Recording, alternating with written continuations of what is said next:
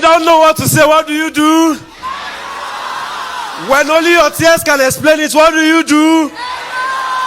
Church of God, the devil attacked my finances. That was 2024 coming into 2025. When my wife had gone for NSPPD prayer conference in Lagos, she had come back. By that time, my finances was already down. And she came back. We had exhausted everything we had in the house. Nothing again to eat. And the only option we had was she going back to her parents.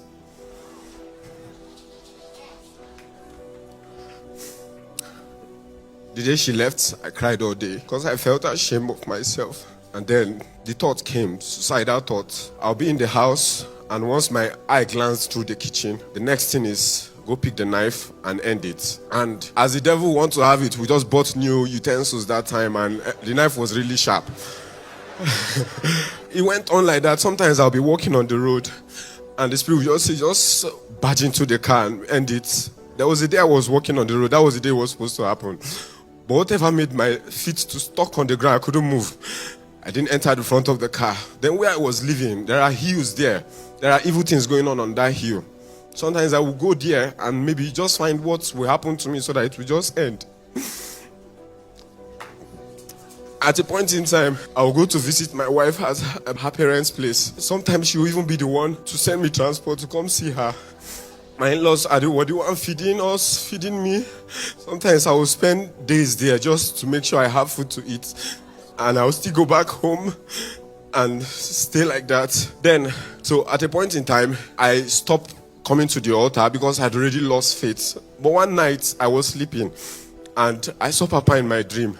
It was on the altar here, and there were people gathered in front of the altar. I wasn't hearing any voice, but wheelchairs were up. A walking stick, everything was up. And when I woke up from the dream, and God told me that the days of miracle are not over. And then I came back to the altar again, started praying. And one day I decided to go see my brother-in-law. And on getting there, he was telling me that he was looking for a boy that will, because he's not stable at his place of work, he works in owns a place in Banex.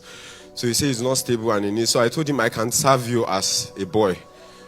So he said no, that he doesn't want me to serve him. That rather he will teach me the vocation and then I can start. So I started learning. He was the one funding my transportation, funding my feeding. And then the favor of God started showing up. And Papa kept declaring, you will not see shame. You will not see shame.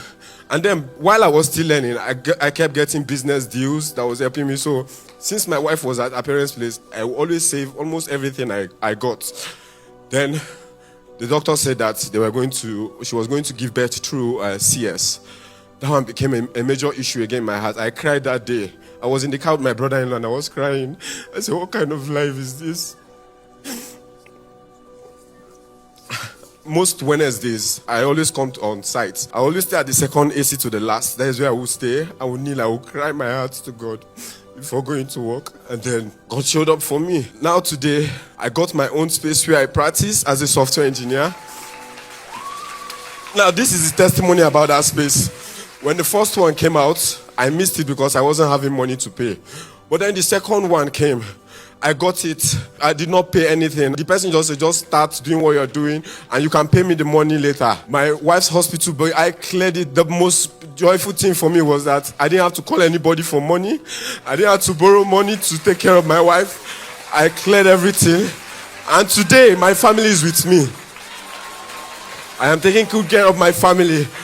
What God cannot do does not exist. Papa, thank you, sir.